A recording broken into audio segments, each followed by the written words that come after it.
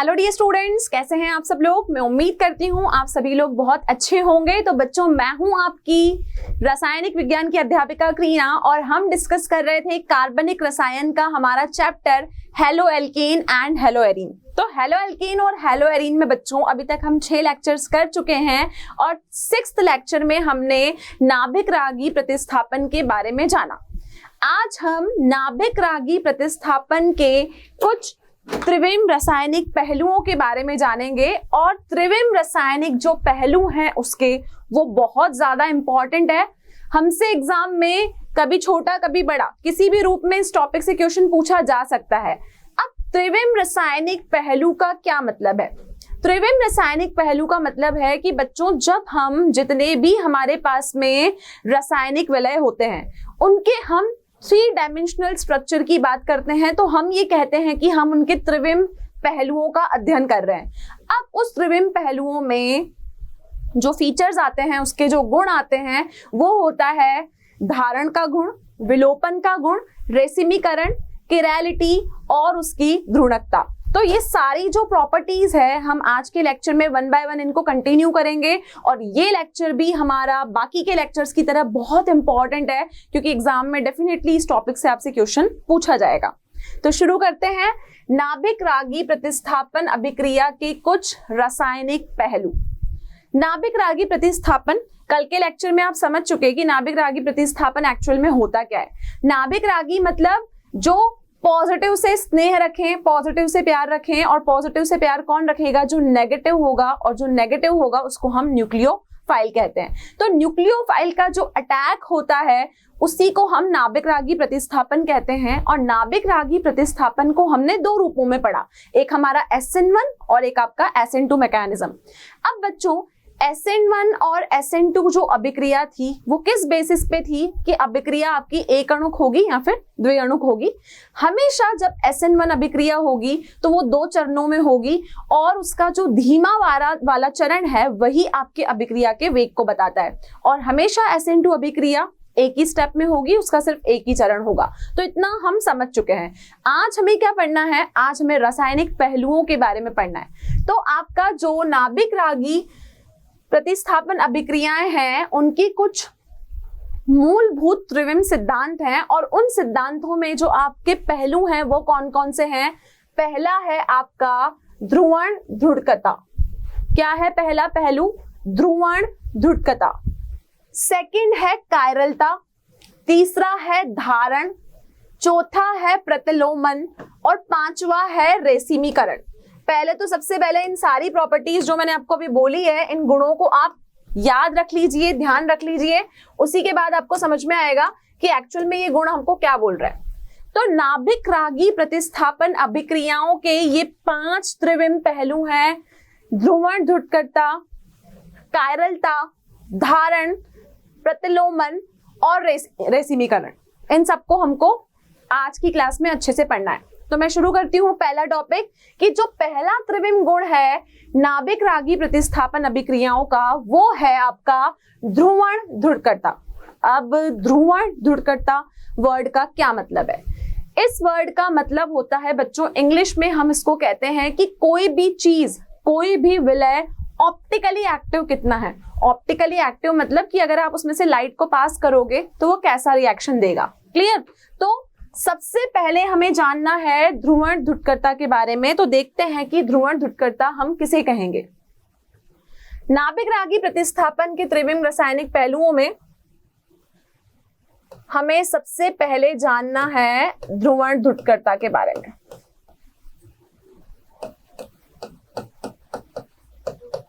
जिसको हम इंग्लिश में कहते हैं कि कोई भी चीज ऑप्टिकली एक्टिव है। ठीक है। अब बच्चों, जब मैं किसी भी लाइट की बात करती हूं या मैं कोई भी आपसे विद्युत तरंगों की बात करूं तो आपको पता है कि जो आपकी लाइट होती है, लाइट हमेशा आपकी इस फॉर्म में आप दिखाते हो।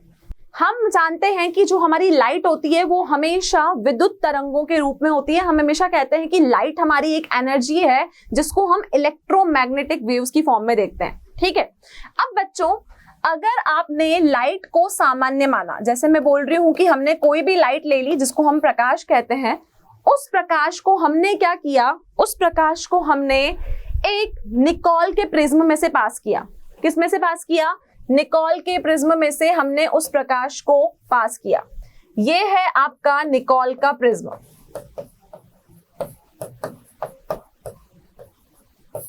क्लियर है?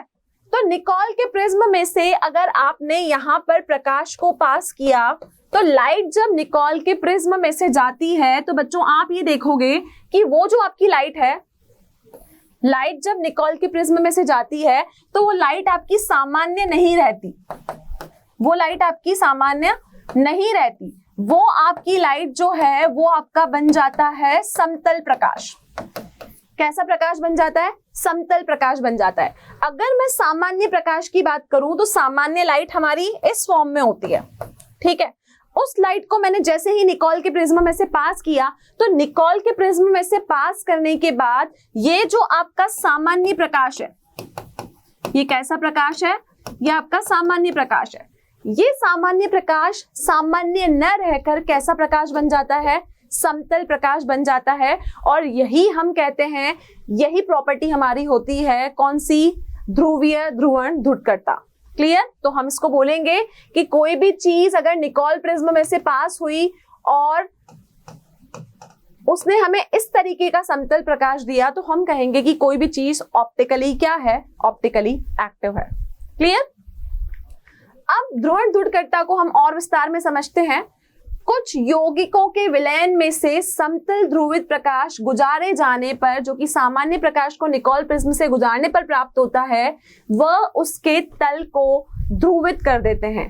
मैंने आपको बोला कि निकोल प्रिज्म में से जब आप सामान्य प्रकाश को डालोगे तो वो प्रकाश अब सामान्य नहीं रहेगा, वो कैसा प्रकाश बन गया? वो समतल प्रकाश बन गया। समतल प्रकाश में गुजारेंगे हम किसको? कुछ यौगिकों के विलयन को। कुछ यौगिकों के विलयन का मतलब कि कुछ सॉल्यूशंस हमारे पास में होंगे जिनको हम उस प्रकाश में से पास करेंगे तो आप देखोगे कि वो प्रकाश अपने तल को ध्रुवित कर देंगे, अपने तल को ऑप्टिकली एक्टिव कर देंगे और इसी को हम कहते हैं ध्रुवण ध्रुवकर्ता। क्लियर? मैं एक और बार रिपीट कर रही हूं कि जब आप सामान्य प्रकाश को निकोल प्रिज्म में से पास करेंगे तो वो प्रकाश सामान्य नहीं रहेगा, वो अब समतल प्रकाश बन चुका। सामान्य प्रकाश हमारा क्या बन चुका? सामान्य प्रकाश बच्चों क्या बन चुका? सामान्य प्रकाश आपका समतल प्रकाश बन चुका। अब ये जो सामान्य प्रकाश समतल प्रकाश बन चुका है, इसमें अगर आपने किसी भी यौगिक के विलय को डाला तो आप देखोगे कि वो अपने तल को क्या कर देगा? वो अपने तल को ध्रुवित कर देगा और इसी को हम कहते हैं ध्रुवण ध्रुवकर्ता। क्लियर है? चलिए, ध्रुवण ध्रुवकर्ता का जो आपका गुण है, ये जो ध्रुवण ध्रुवकर्ता का गुण है, ये आपके बहुत सारे विलय ऐसे हैं जो इस गुण को रखते हैं, जो इस गुण को पजेस करते हैं। तो हम देखेंगे कि ध्रुवण ध्रुवकर्ता का जो आपका गुण है वो किन सब्सटेंसेस में होता है। ध्रुवण ध्रुवकर्ता को हमने दो रूप में समझा। एक हुआ हमारा सामान्य प्रकाश जिसको हमने बोला अध्रुवित तल, और दूसरा हमारा हो गया समतल प्रकाश। ठीक है। अब बच्चों ये सामान्य प्रकाश समतल प्रकाश आपका कब बना? जब आपने इसको निकोल प्रिज्म से पास किया। अब होगा क्या? हम ये बोल रहे हैं कि जब भी किसी विलय में, जब भी किसी यौगिकों के विलय में आप इस समतल प्रकाश को पास करेंगे तो आप ये देखेंगे कि वो अपने तल को क्या कर देगा?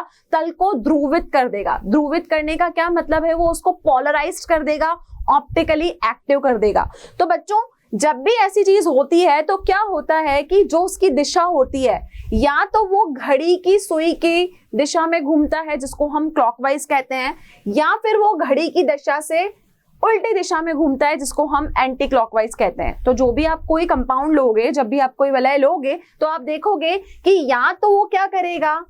घड़ी की दिशा में घूमेगा, या आप क्या देखोगे कि वो घड़ी की उल्टी दिशा में घूमेगा। ऐसा ही कुछ होगा। तो अगर वो घड़ी की दिशा में घूमता है तो हम उसको क्लॉकवाइज कहते हैं। क्या कहते हैं? हम उसको क्लॉकवाइज कहते हैं।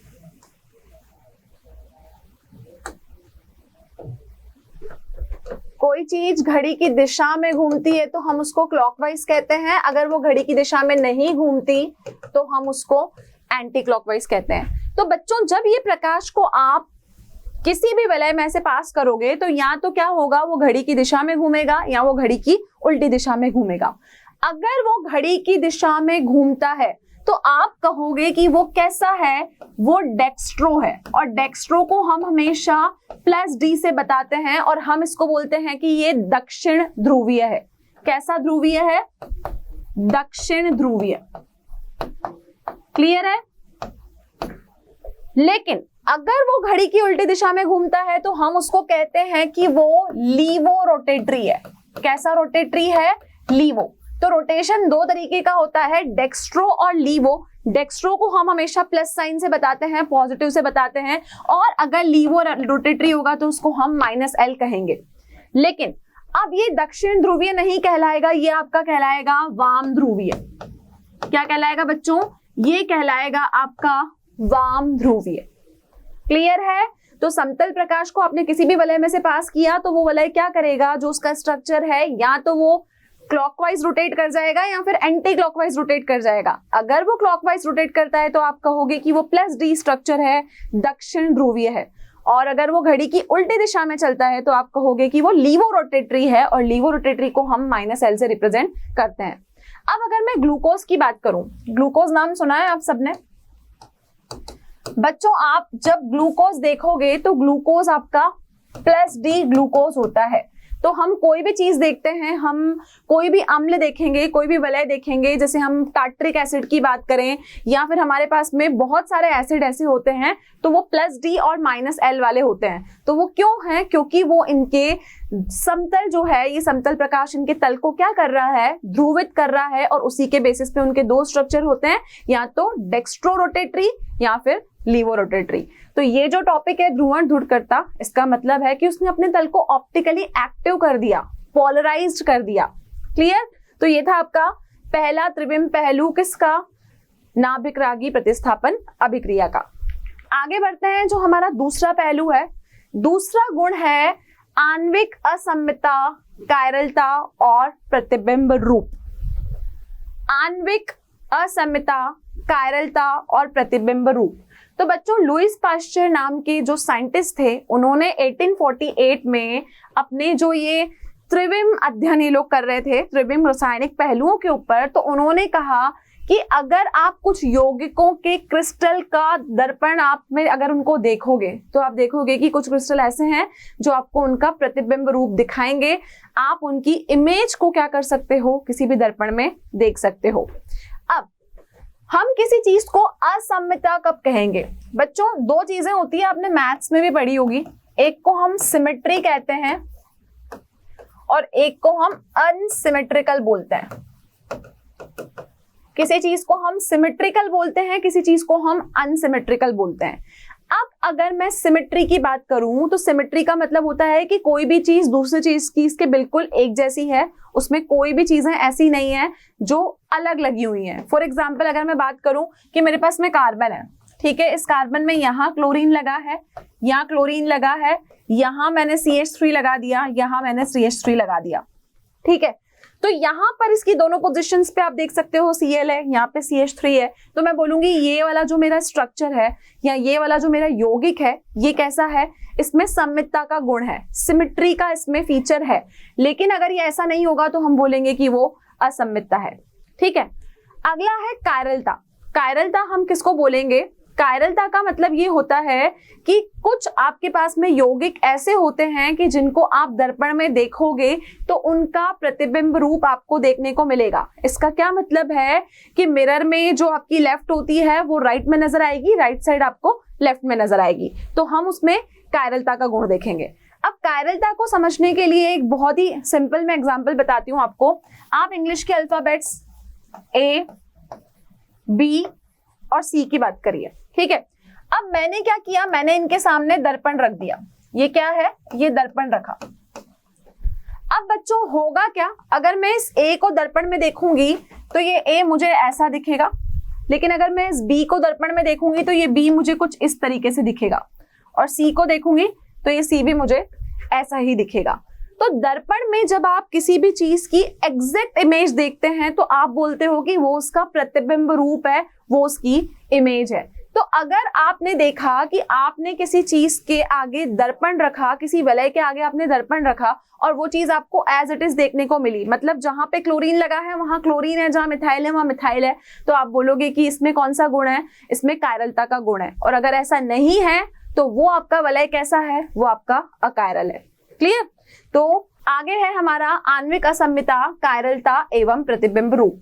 इसको हमको समझना है उदाहरण से। तो पहले जानते हैं आणविक असम्मिता के बारे में।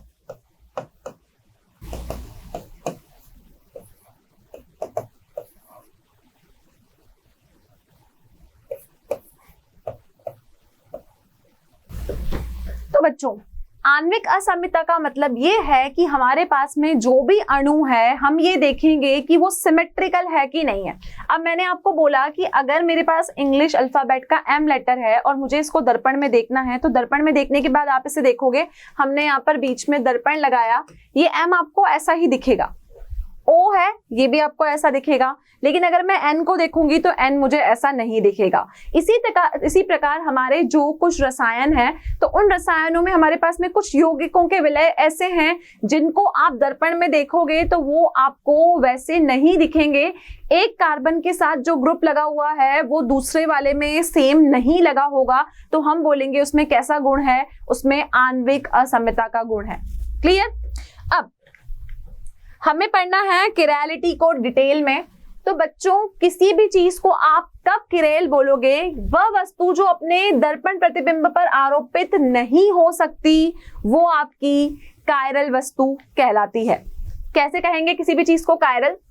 आपने किसी भी चीज को दर्पण में देखा, अब दर्पण में देखने के बाद आपको उसके ऊपर उसको आरोपित करना है। आरोपित करने को हम कहते हैं कि हमको सुपर इम्पोज करना है। ठीक है, बेसिक सा एग्जांपल है, अगर मेरे पास में एक 5 रुपए का कॉइन है और दूसरा भी 5 रुपए का कॉइन है, तो अगर मैं उस 5 रुपए के कॉइन को दूसरे वाले कॉइन के ऊपर रख दूंगी तो आप देखोगे कि वो पहला वाला कॉइन दूसरे वाले कॉइन को पूरी तरह से ढक देगा। ढक देगा मतलब क्या कर देगा, पहले वाला दूसरे पे आरोपित हो जाएगा। तो अगर किसी भी चीज का दर्पण का प्रतिबिंब पहले वाले पे आरोपित हो जाता है तो हम बोलेंगे उसमें किरैलिटी नहीं है, और नहीं होता तो हम बोलेंगे कि वो क्या है, वो कायरल है। अब एक आप उदाहरण में देख सकते हो, यहां पर आपको एक अपने हैंड की पिक्चर शोन है। आप अगर उसको दर्पण में देखोगे तो आप देखोगे कि जब ये जो आपकी चीजें हैं ये आपकी अनअध्यारोपित है, मतलब यहाँ पर सुपर इम्पोजिशन नहीं होगा। तो नहीं होगा तो हम उनको किरैल कहेंगे। अब मैं अगर इनको देखूं तो ये सारी आपकी अकिरैल वस्तु हैं, क्योंकि जब आप इसको इसके ऊपर रखोगे तो ये इसके ऊपर क्या हो जाएगी, ये इसके ऊपर आरोपित हो जाएगी। तो आरोपित कौन होगा, जो बिल्कुल सेम होगा। जैसे मैंने एक बॉल ली और दूसरी बॉल को अगर मैं इसके ऊपर सुपर इम्पोज करना चाहूं तो वो सुपर इम्पोज हो जाएंगी। तो अगर वो हो जाती है तो हम उसको बोलेंगे कि वो अकिरैल है, और अकिरैल को हम कहते हैं अकायरल। क्लियर? और अगर वो नहीं होती तो हम बोलेंगे कि वो कैसी है, वो किरैल है। तो यहाँ पर जो वस्तु अपने दर्पण प्रतिबिंब पर आरोपित नहीं हो सकती, ध्यान रखिए नहीं हो सकती, उसे आप क्या कहेंगे, उसे आप बोलेंगे कि वो वस्तु किरैल है। और किरैल अगर वो वस्तु है तो उसमें कौन सा गुण है, उसमें कायरलता का गुण है। क्लियर? तो ये था आपका प्रतिबिंब रूप और कायरलता। अब हमारी जो आणविक असम्मिता, कायरलता और प्रतिबिंब रूप है उनको मैं आपको एक उदाहरण से बताऊंगी ताकि सारी चीजें जो है हमें अच्छे से क्लियर हो जाए। बच्चों, यहां पर मेरे पास में एक कार्बन है, ठीक है। इस कार्बन में मैंने क्या किया, इस कार्बन में मैंने एक ग्रुप लगाया CH3, ठीक है। यहां पर मैंने लगा दिया OH और यहां मैंने लगाया एक और CH3,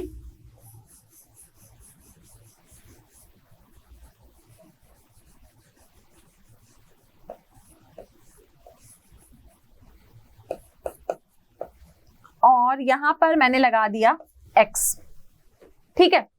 अब हम लोगों को क्या करना है, इस चीज को दर्पण में देखना है, ठीक है। इसका प्रतिबिंब रूप मुझे दर्पण में देखना है। तो आप जब इसको दर्पण में देखोगे तो आप ये देखोगे कि मैंने जहां C लगाया है वहां तो C है, CH3 जहां लगाया है वहां CH3 है, लेकिन इन सब की जो स्थिति है, इन सब की जो पोजीशन है आपको उल्टी होती हुई नजर आएगी। तो आप देखोगे कि आपका OH आ जाएगा यहाँ, X यहीं रहेगा, और ये जो आपका CH3 है,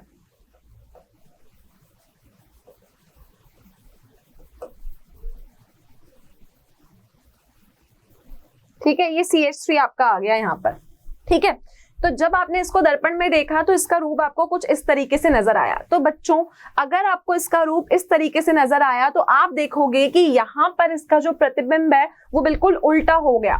उल्टा हो गया मतलब ये स्ट्रक्चर इसके ऊपर आरोपित आप क्या कर सकते हो, नहीं कर सकते। तो आरोपित अगर नहीं कर सकते तो ये आपका कैसा स्ट्रक्चर हुआ, ये आपका किरैल स्ट्रक्चर हुआ। अब मैं कहूंगी कि इसमें कायरलता की प्रॉपर्टी है।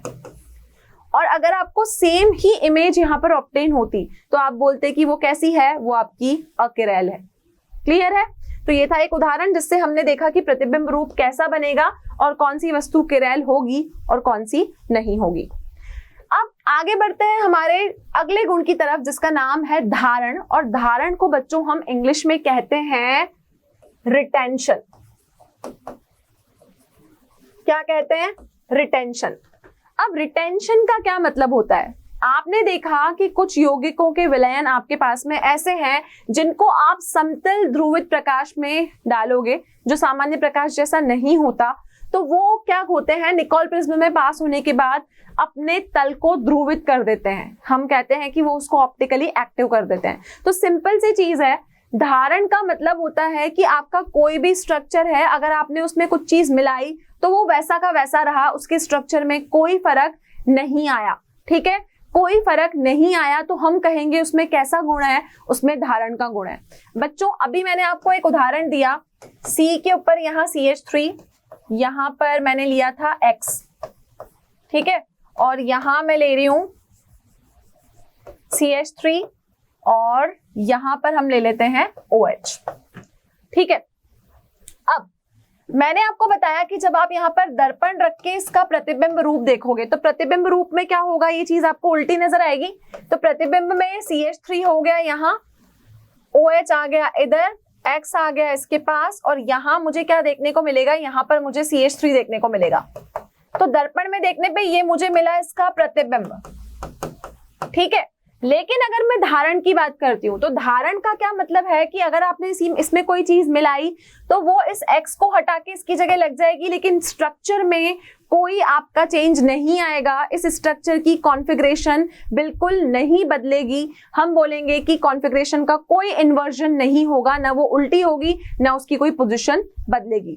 ठीक है, तो आप देखोगे कि C है, यहाँ पर C है, यहाँ CH3 है, यहाँ पर OH है। अगर कोई चीज जुड़नी होगी तो वो यहाँ आकर जुड़ेगी और इसके स्ट्रक्चर पे आप देखोगे कोई फर्क नहीं आएगा। ठीक है, कॉन्फ़िगरेशन पे इसकी कोई फर्क नहीं आएगा, तो हम बोलेंगे कि इसमें धारण का गुण है। धारण का मतलब कि जो आपने जो रिएक्शन में अभिकर्मक लिया या जो भी आपका स्ट्रक्चर है वो एज इट इज है, उसमें कोई विलय में परिवर्तन नहीं आया। लेकिन यहाँ जो इसकी कॉन्फ़िगरेशन है वो बिल्कुल उल्टी हो गई, और अगर कॉन्फ़िगरेशन उल्टी हो जाती है तो हम उसके लिए एक नई टर्म यूज करते हैं, उसको हम कहते हैं प्रतिलोमन, जो हमारा अगले प्रॉपर्टी है। तो धारण क्लियर है? तो धारण का मतलब कि उसमें आपने कोई भी चीज मिलाई, आपने कोई भी अभिक्रिया करवाई, उसकी स्थिति में कोई परिवर्तन नहीं आया। क्लियर? अगला गुण जो है हमारे पास में वो है आपका प्रतिलोमन। जब असममित कार्बन से जुड़ा कोई बंध टूटता है तो असममित कार्बन परमाणु पर किसी अभिक्रिया पे 3 प्रकार के परिणाम देखे जाते हैं। वो 3 प्रकार के परिणाम क्या हैं? एक तो उसमें दिखता है धारण, एक दिखता है प्रतिलोमन, और बच्चों अगर धारण और प्रतिलोमन मिक्स हो गया तो हम कहते हैं कि वो होता है हमारा रेसिमीकरण। ठीक है, तो देखिए होगा क्या, मैंने यहां पर लिया कार्बन, कार्बन, कार्बन और कार्बन, मैंने यहाँ पे लगाया ब्रोमीन। ठीक है, अब मुझे क्या करना है, इसकी बाकी की स्थिति को, बाकी की पोजीशंस को मेरे को हाइड्रोजन से फुलफिल करना है, तो मैंने यहाँ लगा दिए हाइड्रोजन। क्लियर बच्चों? अब अगर मैं इस कंपाउंड का नाम दूं तो क्या नाम होगा, 1 2 3 4, इसका नाम हुआ 2 पे ब्रोमो और मेथ 8 प्रोप ब्यूट, इसका नाम हो गया ब्यूटेन। क्लियर है? अब मैं इसकी अभिक्रिया करवा रही हूं एल्कोहलिक KOH से। क्यों? क्योंकि हमने पढ़ा है नाभिक रागी प्रतिस्थापन, और नाभिक रागी प्रतिस्थापन क्रियाओं के लिए आपको अल्कोहलिक KOH लेना ही होगा। तो मुझे इसकी अभिक्रिया किसके साथ करवानी है? अल्कोहलिक KOH के साथ। क्लियर इतना? जब बच्चों अल्कोहलिक KOH के साथ मैं इसकी अभिक्रिया यहां पर करवाऊंगी तो आप देखोगे कि अल्कोहलिक KOH डालने पे यहां पर मुझे क्या मिलेगा? C double bond, C single bond, double bond C और C। ठीक है, होता क्या है कि जब आप इस 2-ब्रोमोब्यूटेन में अल्कोहलिक KOH डालते हो तो अल्कोहलिक KOH का क्या काम है कि ये इस हैलोजन को यहां से हटाएगा और ये एल्कीन का निर्माण करेगा। तो यहां पर मुझे मुख्य रूप से दो प्रोडक्ट हैं, दो उत्पाद आपको यहां पर मिलेंगे। जब Br यहां से हटेगा तो एक बार डबल बॉन्ड यहां लगेगा, एक बार डबल बॉन्ड यहां लगेगा। ठीक है, तो इन दोनों में आप देख सकते हो कि एक बार ये बनेगा मेथ एथ प्रोप ब्यूट, इसका नाम होगा ब्यूट 2-इन-1-ओल। ठीक है, और इसका नाम क्या होगा? ब्यूट 1 पे आपका इन और ओल। ठीक है, ये दो तरीके के मुझे उत्पाद यहां पर मिलेंगे। अब बच्चों आपको पता है कि किसी भी अभिक्रिया में अगर आपको दो उत्पाद मिलते हैं तो मैंने अभी आपको एक गुण बताया जिसका सबसे पहला गुण का नाम था ध्रुवण ध्रुतकर्ता। इसका मतलब कि कई बार आपको चीजें ऐसी मिलती है कि प्रोडक्ट प्लस और माइनस दोनों में मिलता है। ठीक है, तो अगर आपको किसी अभिक्रिया में दो चीजों का मिक्सचर मिलता है तो हम उसको कहते हैं रेसिमीकरण। हम उसको क्यों रेसिमीकरण कहते हैं? कि उसमें जो गुण है वो प्रतिलोमन का भी है, धारण का भी है, और दोनों गुण जब एक साथ पाए जाते हैं तो हम उसको रेसिमीकरण कहते हैं। क्लियर है? प्रतिलोमन का मतलब कि जो आपका स्ट्रक्चर है उसका उल्टा स्ट्रक्चर, धारण का मतलब जो स्ट्रक्चर था वैसा ही स्ट्रक्चर, और रेसिमीकरण का मतलब कि दोनों का मिश्रण। ठीक है, एक और उदाहरण मैं आपको बताती हूँ जिससे अपन रेसिमीकरण को समझेंगे। फॉर एग्जाम्पल मेरे पास में यहां पर कार्बन है, यहां पर मेरे पास में CH3 लगा है, और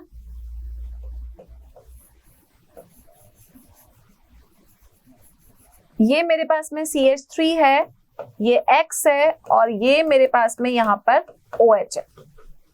क्लियर? अब मैंने इसमें Y को डाला। क्या किया मैंने? Y को डाला।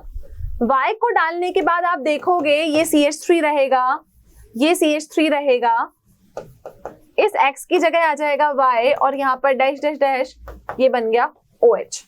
क्या हुआ? Y को डालने के बाद ये X को रिप्लेस करके यहाँ पर Y लगा। ठीक है, एक अभिक्रिया मैंने ऐसे की, ये हो गया स्ट्रक्चर पहला और ये हो गया आपका दूसरा। अब तीसरे रूप में क्या होगा? CH3 OH आ गया मेरा यहां पर, जो मैंने Y को जोड़ा वो आ गया इधर, और जो मेरा CH3 है वो ग्रुप आ गया यहां पर। CH3 मतलब हमारा मैथिल ग्रुप। ठीक है, इसको मैंने नाम दिया तीसरा। अभी मैंने आपको बताया कि प्रतिलोमन, धारण और रेसिमीकरण जब आप देखोगे तो आपको तीन तरीके के रिजल्ट्स यहां पर देखने को मिलेंगे। बच्चों तीनों स्ट्रक्चर में आप अच्छे से अंतर यहां पर स्पष्ट रूप से देख सकते हो कि तीनों स्ट्रक्चर जो मैंने यहां पर बनाए हैं, एक में मैंने Y को ऐड किया तो Y ने इसकी जगह ले ली, और अगले में उसका बिल्कुल ही कॉन्फ़िगरेशन उल्टा हो गया। ठीक है, अब यहां तीन चीजें जो हैं, इसका मतलब जो मेरा दूसरा स्ट्रक्चर बना वो बिल्कुल इसके जैसा बना, तो मैं बोलूंगी इसमें कौन सा गुण है? इसमें धारण का गुण है। ये स्ट्रक्चर जस्ट इसका उल्टा बना, तो मैं क्या कहूंगी? इसमें कैसा गुण है? इसमें प्रतिलोमन का गुण है। और अगर धारण और प्रतिलोमन मतलब अगर आपको यहाँ पर 2 और 3 का मिश्रण मिल जाए, धारण और प्रतिलोमन मतलब प्लस और माइनस वाले स्ट्रक्चर मिल जाए, तो हम ये कहेंगे उसमें कैसा गुण है? उसमें रेसिमीकरण का गुण है। वो क्या कहलाएगा? रेसिमीकरण कहलाएगा। क्लियर है? तो बहुत इंपॉर्टेंट टॉपिक है, बिल्कुल इसको ध्यान रखिएगा। तो आज के लेक्चर में हमने कुछ रासायनिक पहलुओं को अध्ययन किया, जिसमें पहला गुण था आपका धारण, दूसरा गुण था आपका आणविक असाम्यता, पहला गुण था हमारा ध्रुवण ध्रुतकर्ता, सेकंड हमारा गुण था आणविक असाम्यता, थर्ड था आपका धारण, चौथा था प्रतिलोमन, और पांचवा था आपका रेसिमीकरण। तो इस टॉपिक से रिलेटेड आप जितने क्वेश्चंस करके देखेंगे, आपके डाउट्स इन टॉपिक्स को लेके उतने ही क्लियर होते जाएंगे। तो आई होप आज का लेक्चर आप सभी को समझ में आया। तो नेक्स्ट लेक्चर में हम फिर मिलेंगे कुछ नए टॉपिक्स के साथ, कुछ न्यू आइडियाज के साथ। तो तब तक के लिए थैंक यू सो मच। और बच्चों, अगर आपको कोई भी स्टडी मटेरियल, कोई भी डाउट या फिर हमारे लेक्चर से रिलेटेड कोई भी कंटेंट चाहिए तो आप डाउनलोड कर सकते हैं Motion Learning app. Thank you so much, have a great day. आशा करता हूं हमारे टॉप एजुकेटर का यह लेक्चर आपको पसंद आया होगा।